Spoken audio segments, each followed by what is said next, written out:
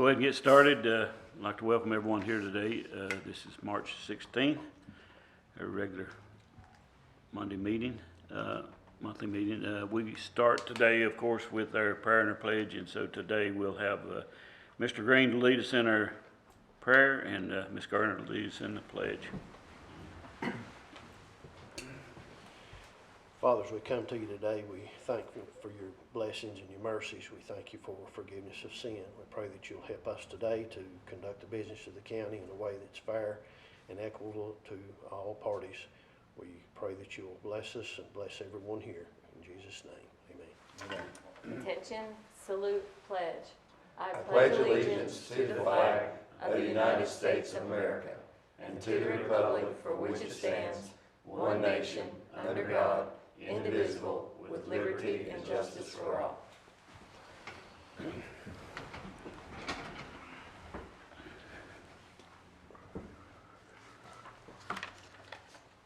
Everyone's had a chance to look at the agenda. Do I hear a motion to approve? So moved. If I can make a couple, so what you have in front of you, I made some presumptive changes from what you were sent last week. If that was okay. But I ask and formally approve item A under other business, MCSO staffing request, and then item C, Memorial Park Road intersection improvement project. And I think there was another request from a member. I'd like to add us discussing the part-time employee going full-time with registered deeds. Under D for other business. Mm-hmm. Yes, that'll go under item D. Okay. I'm in the motion to approve the items. Second. Okay, any other discussion? All in favor say aye. Aye. Opposed? Okay, moving along then, we'll, under our first appointment, item A would be the Human Service Update. And we have Ms. Sarah Brewer here with us, Human Service Director. So Sarah, the floor is yours now. Good morning, Commissioners, Mr. Woot, Ms. Robinson. Thank you for letting me come and talk to you guys today. I wanted to, never presented before. Let's see. Ashley, do you have any? There you go. It's up now. Perfect. I made a PowerPoint to talk to you this morning about Safe Babies Court. I'm not sure if you are familiar with this type of court that is new to McDowell County, but wanted to highlight this program with our agency. Would you pull the mic a little closer to you? Sure. Ms. Sarah?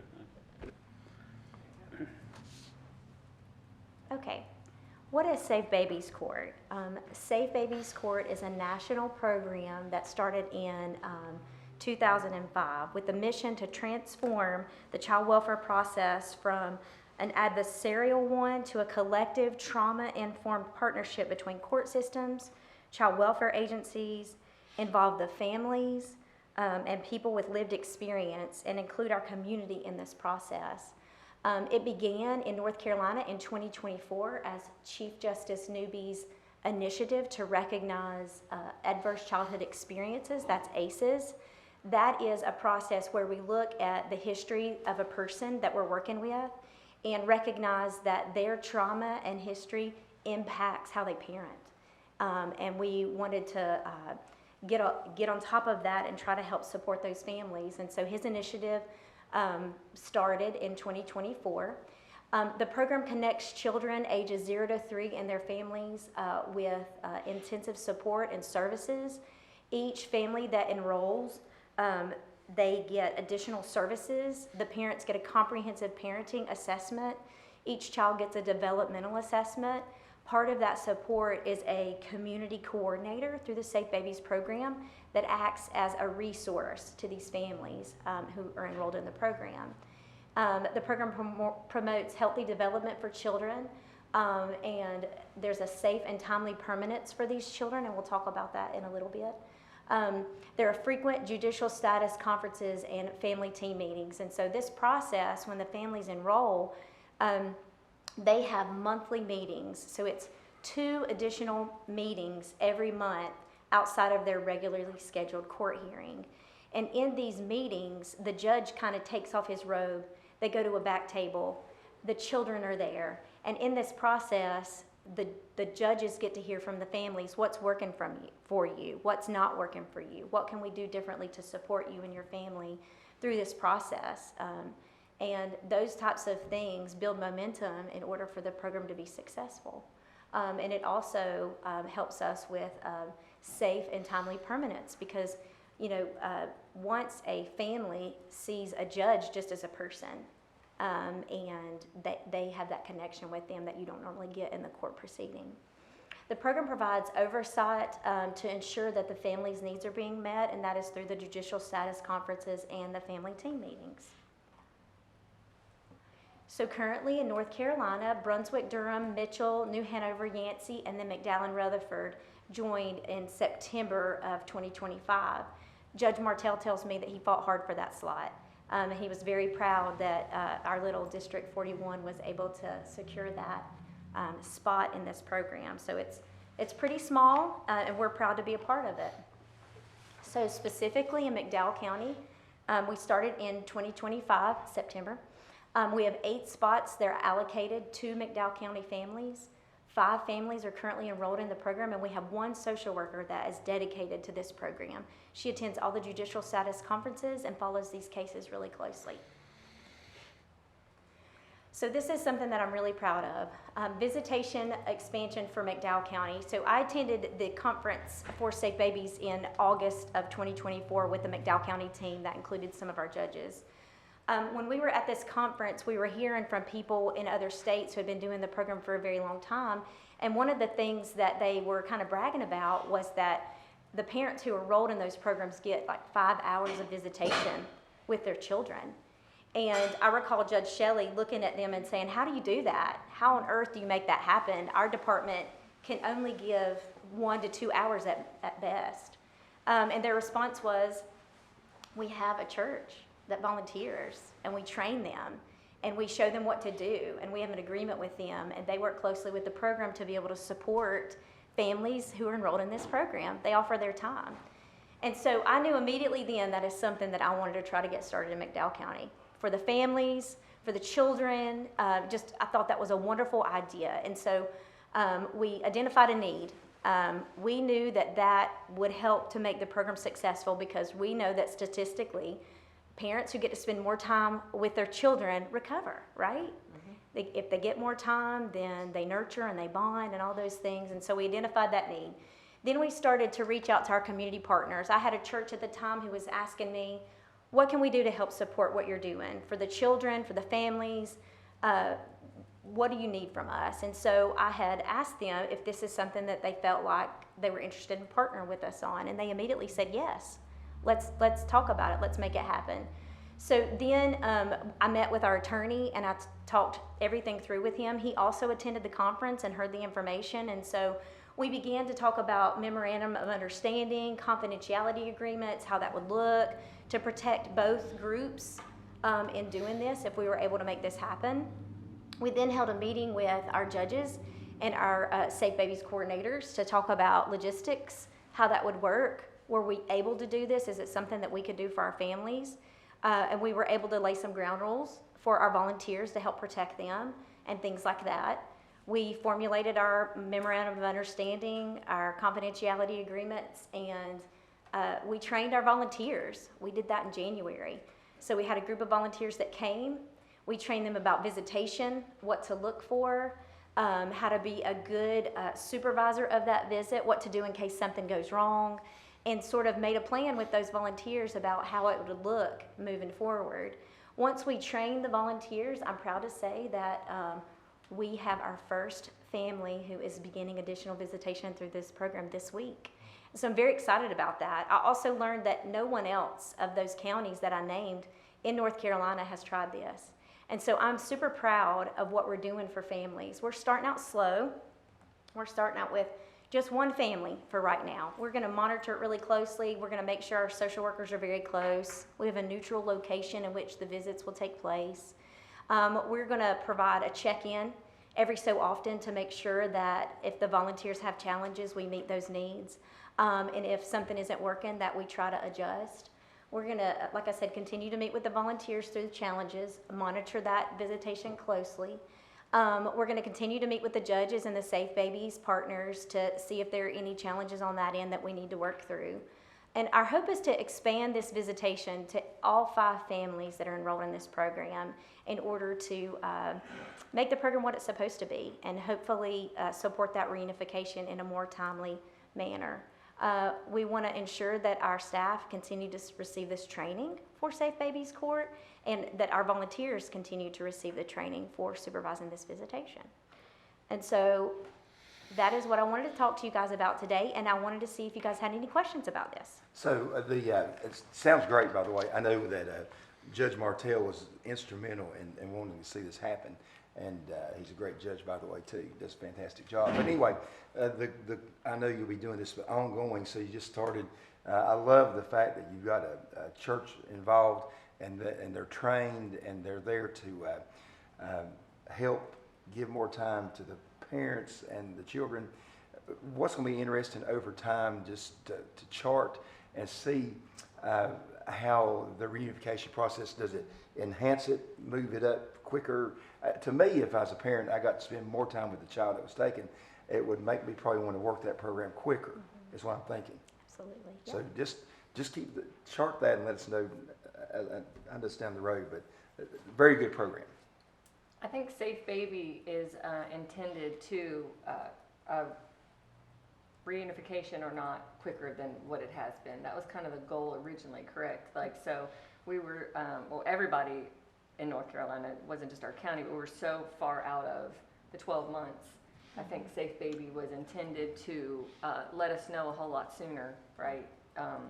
And so what you did with these extra visits, I didn't know anything about that. That's awesome. I do know that the more you can get a parent to bond, that, I'm going to say it this way, but it's more of the buy-in of let me try to stay clean, let me try to, you know, do what I'm supposed to do, because it unfortunately sometimes when the visit is once a week and then they miss a visit and then they miss another, it's kind of out of sight, out of mind a little bit. And so that extra visit, you know, that is awesome, and I do think that it'll help the parents work harder to do what's right for the child. So congratulations on that. That's awesome. Thank you. Absolutely. You can't make up that time that's missed. You know, that time is gone, but you can work toward making things better in the future. So you're doing a wonderful job. Thank you. And the church, Tony, to tag in on what you said, the churches that have been involved, I know in the vote with the VOAD group, housed over in our emergency management building over there, helping people. I mean, that's just a state example to the rest of the state what's happening in McDowell County, and this what you're doing here with this church. I love the church involvement because you got the volunteers, you know, that are ready to work to serve.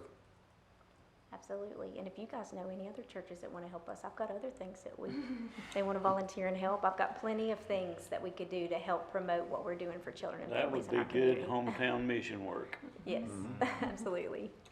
Thank you. Thank you. I was approached this weekend, and this is off this subject, but it speaks to what you're doing. I was approached by a DSS employee this weekend,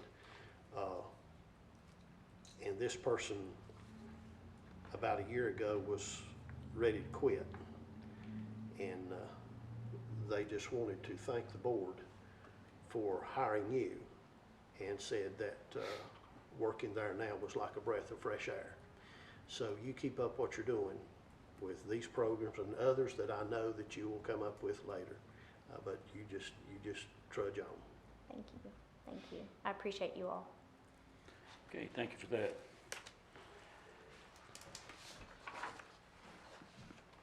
Okay, moving along to item B, under appointments, we have Mr. Dustin Burleson here with us to give us an update on the Vaya Health. Good morning, board. Good to be back this morning. Did not bring any slides with me, but I did bring some information that I wanted to share. And the first really being just making sure that you guys knew about our sequential intercept mapping event that we are sponsoring in McDowell County the 25th and 26th. So it's a full day and a half event that really looks at how individuals with mental health basically move through the criminal justice system and identifying any gaps and looking to improve outcomes. And so something we've done in a lot of our other counties. A lot of priorities come about it, and it really ends up being a very useful day and a half event, and it's also something that is actionable. So, not meeting to just meet, but really good things come out of that. So, wanted to make sure that you guys were aware. You probably did get an invitation at some point, even though it was rescheduled from the ice storm. So, the other thing I wanted to make sure that you guys talk about or hear about, and you may have heard, is the Rural Health Transformation Program in North Carolina. And so this was something that was established through H.R. 1, which is a federal reconciliation bill that was enacted in July. And this program provides that one-time federal funding that supports states in strengthening rural health care access, quality, and outcomes across 5 years. And so through this, also with the Department of Health and Human Services, the investment is happening in innovation and infrastructure partnerships and workforce development. And really it's going to help transform rural health system delivery across all of our rural counties in North Carolina. So what will this program do? It's really going to take resources that already exist, such as hospitals, FQHCs, local health departments, behavioral health providers, churches, nonprofits, EMS, schools, and non-medical services in rural counties, and really bring them all together. And so the way it's going to work in North Carolina, we're creating what's called a network of regional organizations called Roots Hub, and that stands for Rural Organizations Orchestrating Transformation for Sustainability. And there's really 5 things that's going to happen. It's going to bring partners together. It's going to coordinate services. It's going to track referrals and outcomes, manage funding, and make sure that initiatives match community priorities. And so with that, there's going to be a Roots Hub lead, which is an organization responsible for coordinating and guiding the regional network of partners to improve health access in rural communities. So it's going to expand access where gaps already exist, and it's going to focus on areas where rural communities are already effective. So one of the things it's going to do with primary and chronic disease, or primary care and chronic disease, is diabetes and hypertension management, cancer screening, smoking cessation, and preventative care. It's going to address maternal and infant health, and it's going to have behavioral health and substance use, and part of that is improving crisis response. So the RHTP is going to invest in rural North Carolina in the workforce to include rural residencies and fellowships, training hubs, behavioral health certification programs, community health workers, paramedics, for example. And then it's going to address things like food access, transportation, housing, affordability and stability, and digital access. And so this is a 5-year strategy that's going to improve measurable outcomes, reduce preventable emergency room visits, lower chronic disease burden, and increase provider to population ratios. And so the reason I'm talking about this is really not replacing what we already have, but it's about connecting it and enhancing it. So the goal is fewer preventable, emergency room visits, healthier families, stronger local providers. And so we want to make it easier to navigate the system, not harder. And so as you guys think about what already exists in terms of even workforce development, recruitment and retention in rural areas is very difficult. And so this is going to really support that, which is something Vaya has done historically, but it's going to be hopefully better. Just so you guys know that Vaya Health, along with Appalachian State and our community partners, will be applying for the Roots Hub lead. So for 4 regions, McDowell County sits in Region 1, but we're going to be applying for Regions 1, 2, 3, and 4.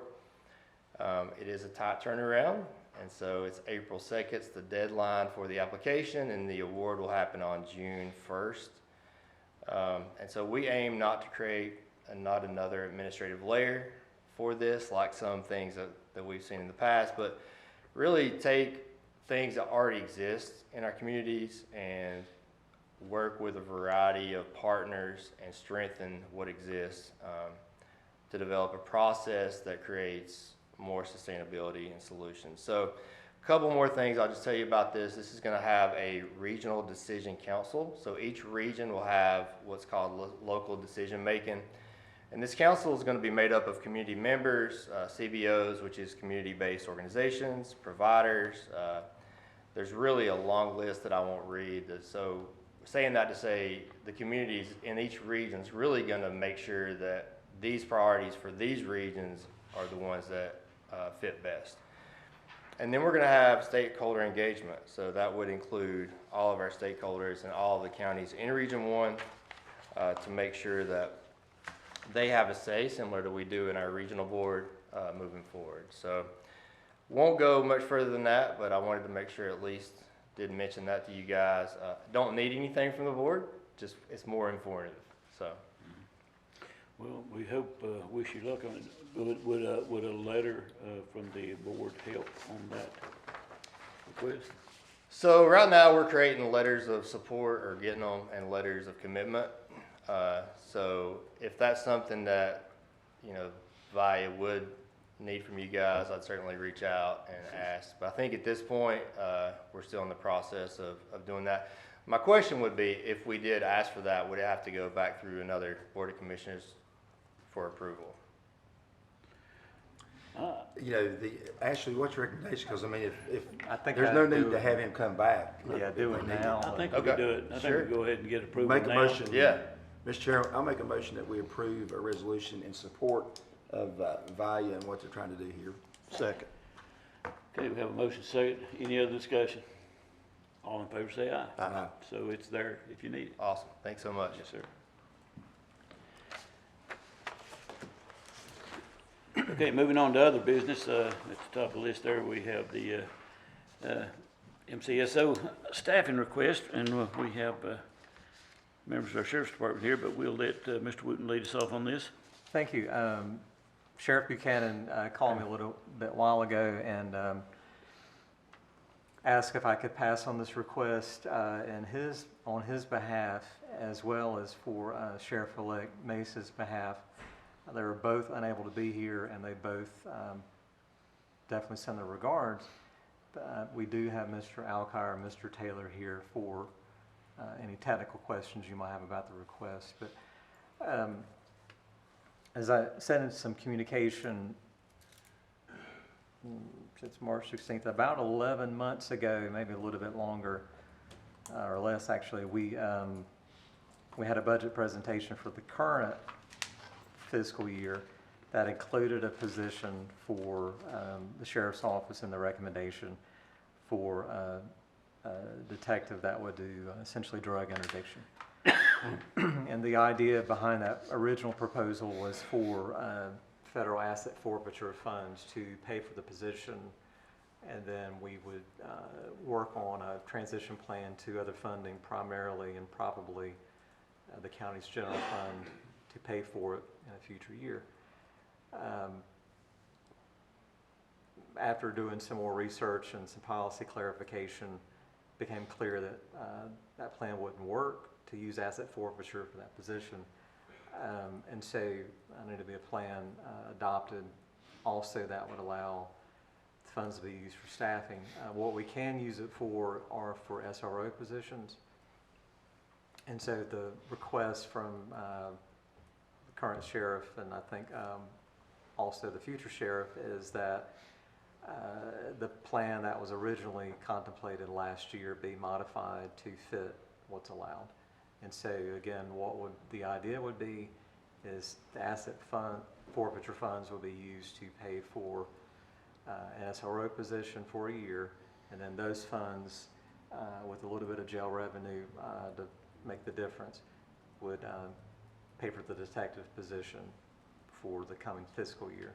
And then the ask is that the county general fund, starting July 1st, 2027, would pay for the position. And so a couple of members, and this is probably an age-old question, when commitments are made, for future years like that, can we pay for that Will we have the funding in July of 2027? As I said earlier, I can't predict the future. You know, you have war and pestilence and budgetary restrictions placed on you by the General Assembly, other competing needs, all kinds of things. And so my conversation with Sheriff Buchanan earlier was based on those questions, age-old questions, and also the concern that could be there. If the funding, which is $77,000 roughly for salary and benefit total, if it's not there, we wouldn't want somebody to lose their job, of course. Could Sheriff Mace and I have that conversation at that time during next year's budget process to say, look, it's not looking good. We don't want Detective so-and-so to have to go back to, you know, the street or whatever. Can we have a conversation? And again, I didn't talk to Sheriff-elect Mace, but I think Sheriff Buchanan and he had the same opinion of if we need to work out something else, we can. So I'm saying that with that knowledge and information and whatever for next year's budget, I don't know. I mean, who really knows? No one knows. God only knows, I guess. But so with that information, the request from current sheriff has been made and supported by the incoming sheriff. I'll just say that I am not opposed. Matter of fact, I'm in favor of approving the position, provided that at the time in the future, if it does look like that the funding is not there, that we are able to sit down again and hash that out and figure out what to do from there. But as long as that understanding is there, then I'm okay with it. Mr. Chairman, I make a motion we approve the position per the direction of Mr. Wooten that he gave the board just now, and that the funding is taken from the SRO and then supplanted and moved like he stated right there to us a minute ago. And we'll go ahead and move forward with it and allow staff and the sheriff-elect to work it out next year. Is that good? All right, any other discussion on this? I just think it is a needed position. It's a needed with the drug detective and it's a needed with the RSO. So, I mean, it's something that we definitely need. We do have a drug problem. So we need the detectives. I mean, that's going to help, you know, even Human Services and Vaya Health that are here today. I mean, that plays a part into all of that. So it is definitely something that's needed. So I'm glad that we could work out, you know, And I understand that we're doing this immediately. We're ready to move forward, and that position is, okay. Well, we always have to be in position to support our emergency services in every department that has to do with our emergency services, because we that is the certainly the livelihood of our county when it comes to our health and safety and security. So. And you know, you get rid of the drugs, there's less parents in DSS court and less babies in the baby safe court, whatever. Yeah. So it's a big cycle. Stop it. Yeah, it's a vicious cycle. Just figuring out. I don't know. I guess nobody knows what the real answer is to it. You know, it just you know, educating our youth and trying to lead them in the right direction and steer them in the right direction certainly is important. But I don't know. Maybe someday we can come up with a cure for drugs. You know, it looks bad, but hopefully someday we can come up with that. All right, we have a motion second on this. Any other discussion? All in favor say aye. Aye. Any opposed? Okay, thank you, Mr. Wood. Next, we'll move to administrative items. Mr. Wooten. Thank you. And there's a handful of things here, and I'll go through them as quickly as you would like me to.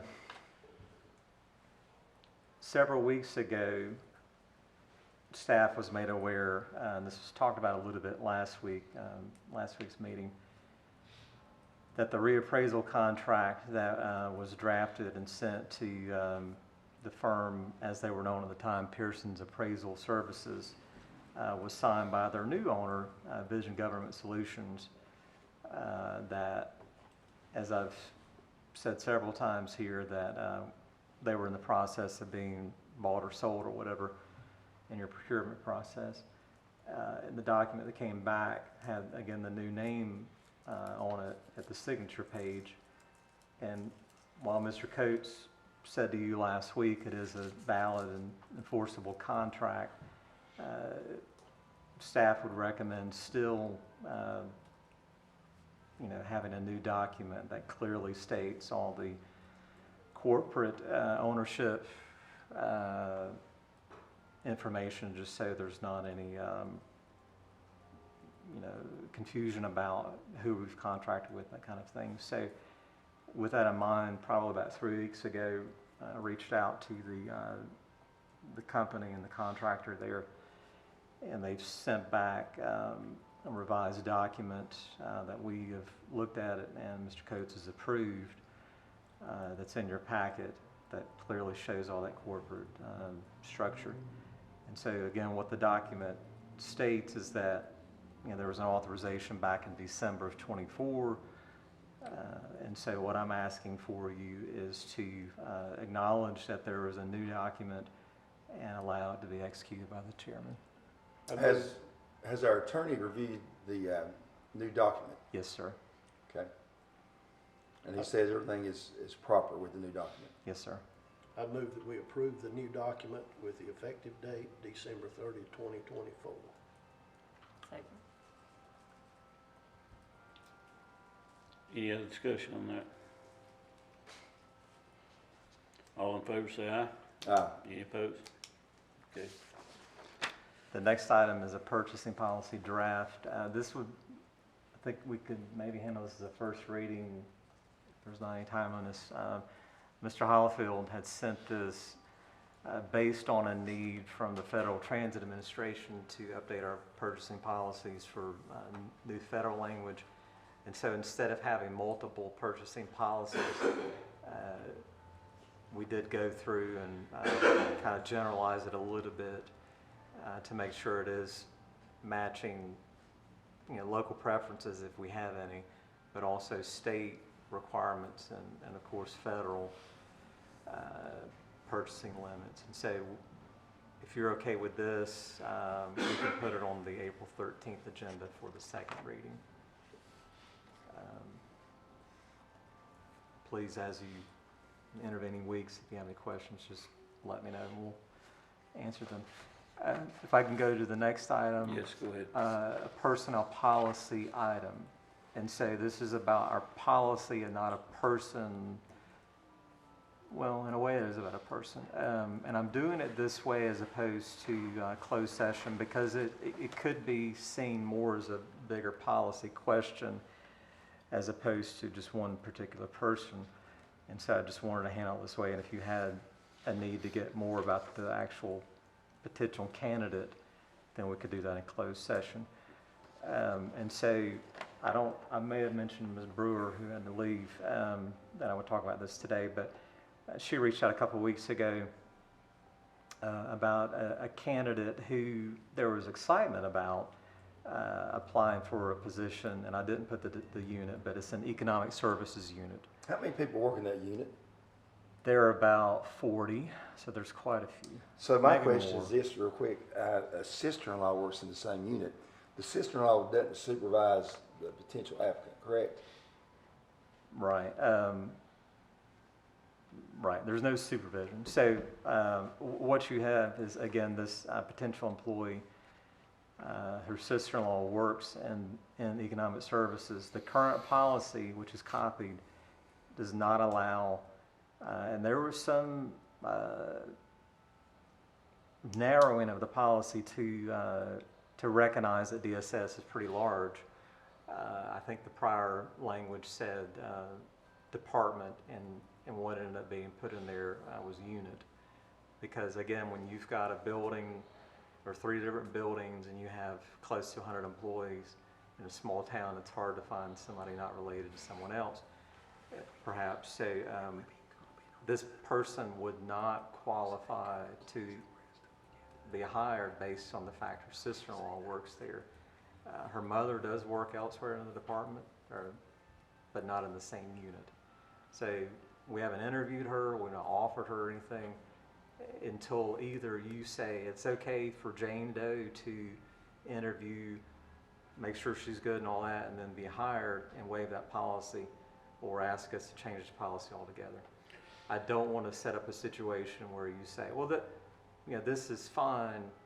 I mean, it's a policy, you have to waive it or not, but we don't want to hire somebody and say, well, don't worry about it. No one will ever know, because they will definitely know. And again, it's against policy. So just asking for your... Well, is there any possible way that it could ever come back to cause problems if that was the case? I mean, if there's a chance that it could cause problems, then it would be our best for us to stay away from it. I think we set ourselves up, if we waive the policy, and a couple of years down the road, you have another applicant that is a brother-in-law of somebody, and they say, we turn them down for that reason, and they say, well, you did it for so-and-so. I mean, the potential is there. I think we have to be careful when we start waiving policy, because you've already got somebody in mind, and that's what it sounds like in this case. And Mr. Walker asked earlier, I don't think I answered well, I did say it's not a supervisory situation. I think Ms. Bell can correct me, but quite a while ago, the policy was very limited, and it just talked about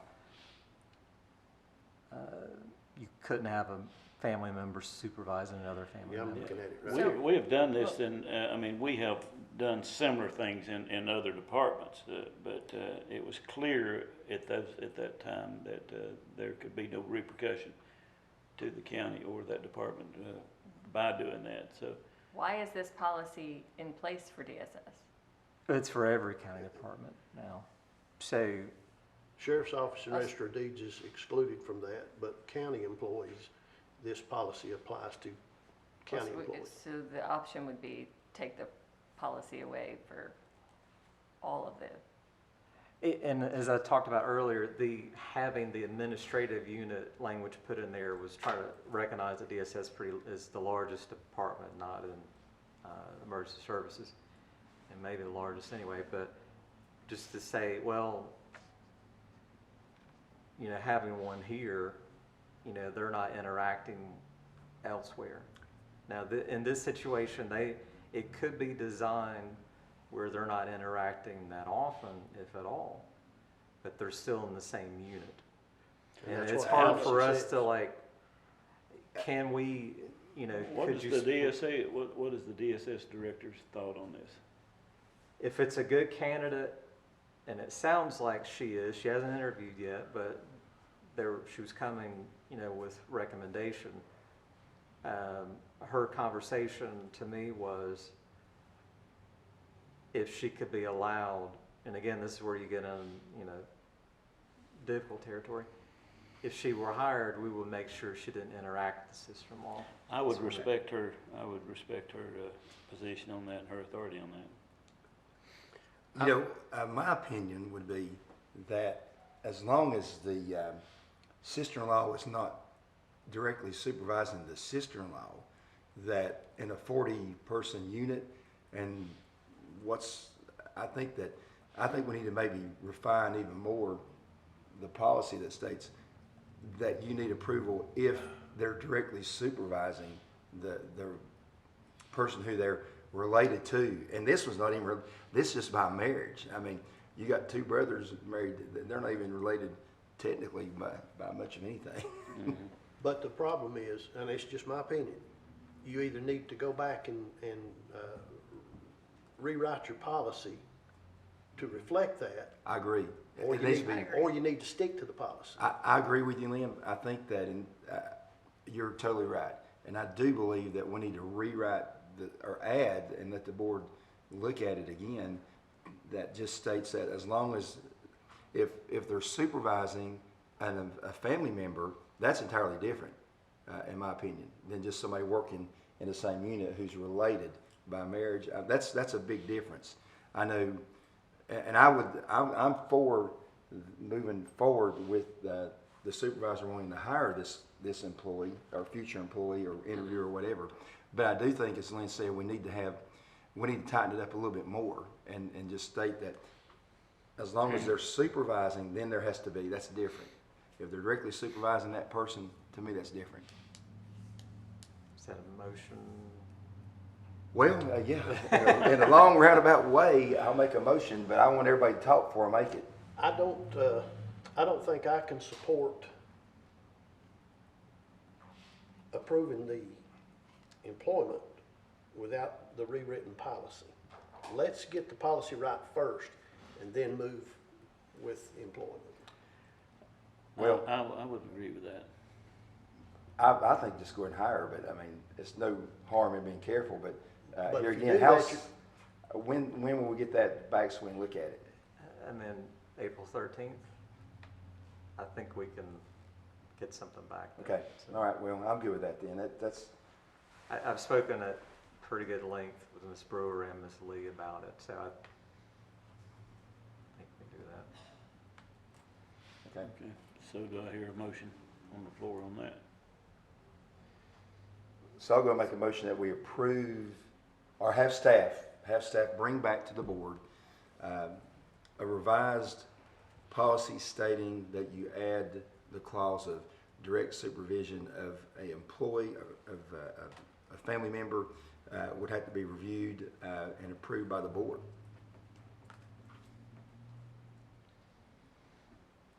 Or does it just need to say they can't supervise them? correct. I'm good with that too. I modified the motion in progress to include your friendly That would amendment. take care of the issue. Then we totally. wouldn't have to keep Yeah, coming it back wouldn't and be forth. Yeah. debatable, it wouldn't be debatable at all, so. See, that's why we talk it out, and four heads are better than one. So I agree with we that. have a good motion there. Do we have a second on that one? Second. Okay. Any other discussion? All in favor say aye. Aye. So, Mr. Wooten, that ball's in your court now. Yes, sir, thank you. Okay. Do you have anything else on administrative items? Let's see, I think there's one more, two more, sorry. There's a project budget ordinance for our Foothills NC Home Consortium program for the 2023 year.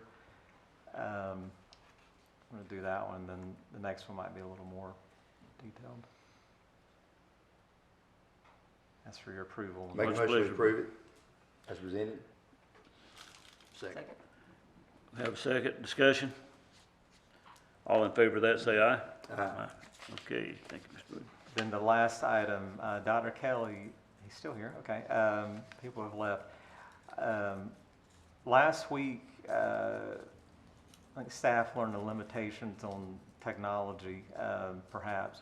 The lease that you were presented on the building on Baldwin Avenue, Ford Miller building, you had an old version and not the one that was updated. So we have the correct version this time with all the requested changes from the college. And, you know, I didn't want to say, well, don't worry about it, you know, because that's not, you know, right. And before you were to consider a motion, just to kind of reiterate what the trustees are hoping for out of this, I mean, because we all need to understand this. It's not hopefully necessarily presented as not, here's a building, have fun with it. The college has the opportunity, once they own an asset, to do with it as they wish. So if they vacated this building and said, we no longer need it, they can put it on the market. They can sell it, they can use the proceeds for programming or whatever else. It's not necessarily, to my knowledge, I'll stand corrected, like the school system where they offer it to you. And that would be nice, but I think it's slightly different. And so there's no arm twisting or whatever else either, but the college is asking, as part of this consideration of, here's a building that, again, we're gonna own, but the county is responsible for maintaining everything with it. We would like some help with some various projects. It may be just one, and that's the public safety. So we've training complex. We've talked about that. Just want to kind of be clear. We're trying to work out with staff and not, bringing back anything that you can't or wouldn't support. But we've talked about water lines for training and different things that maybe could help our needs down at the transfer station area. That would help public safety training. But until we're kind of at that point, we're kind of waiting for the next step. Did I cover that? Okay. So I think what this would do is kind of get it to still like a holding pattern. We're hopeful on the public safety complex improvements that we've talked about. And that's probably going to take a little bit more time. And I'll reiterate to Ms. Sanfus at Cooperative Extension and Andrea at Soil and Water, who we've talked about future tenants for this building. We have a little bit more work to do. So this is just still a step in the process. If you would approve it as presented today. You need approval on that. Yes, sir, please. Move that we approve as presented. Second. Discussion. All in favor say aye. Aye. Any opposed? All right. And then you added item D. Ms. Garner, if I may, I can start off. Ms. Garner reached out a couple of weeks ago on Register of Deeds staffing. And she reminded me or asked maybe I thought both. this was under item D. It is. Because you got C still. Oh, I skipped C. You I'm skipped so C, sorry. yeah. I was in just a hurry to get to Yeah, it. let's go ahead and take care of C. I'm not in a hurry to leave, I promise. I'm Okay. going nowhere. Sorry, item C, Memorial Park Road intersection improvement project. Hold my thought on number D there. Or letter, it also is known as. NCDOT has reached out. I mentioned several weeks ago that they have no money for projects, which is, I think, mostly true. However, they may have project money for projects that are going to address safety concerns. And so, we all know now that there's a school planned for East Court Street near what's now known as Smurf at West Rock. And with the idea that there's going to be more traffic on East Court Street, Highway 70 there, DOT is starting to look at the area about how they can improve some intersections, whether it's through stop signs, stop lights, reconfiguring, that kind of thing. So this might be the first of several. This one is where Memorial Park Road comes off at an angle, like you're going to the north side or to the lake area right in front of the attic. What they would like to do is kind of straighten the intersection out a little bit and make it more of a T intersection. And that would require a little bit of work and I think some right-of-way acquisition from the property owner. But they are asking for the county as well as the city, since it's right outside their front door, to endorse the project if you're so inclined. There's a resolution. Make the motion to endorse it and approve the resolution. Second. Okay, discussion. All in favor say aye. Aye. Thank you. Okay, thank you. Now you move to item Back to D. D. Again, Ms. Garner reached out to me several weeks ago and said, I recall a conversation maybe in the budget process where Ms. Effler, Register of Deeds, had requested to upgrade a part-time position to full-time.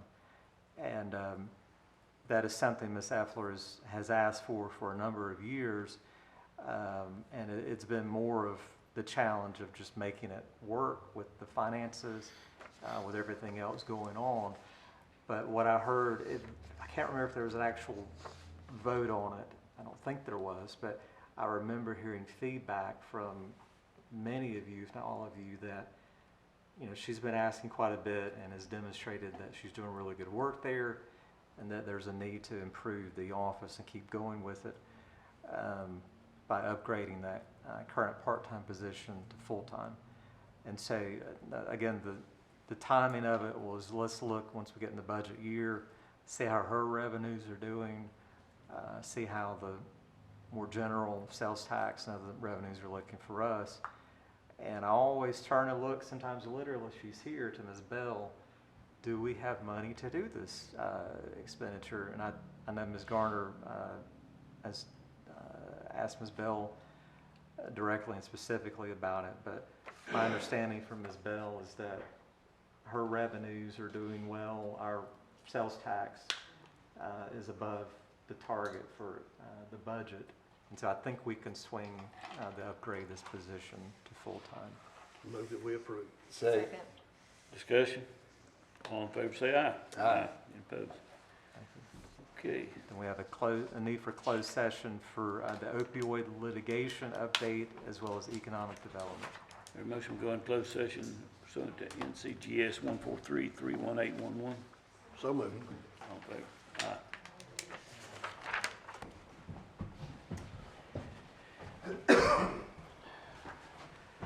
I hear a motion to go out of closed So moved. session. Second. Second. All in favor? Aye. Do I hear a motion we adjourn? So moved. Second. All in favor? Aye. We are adjourned.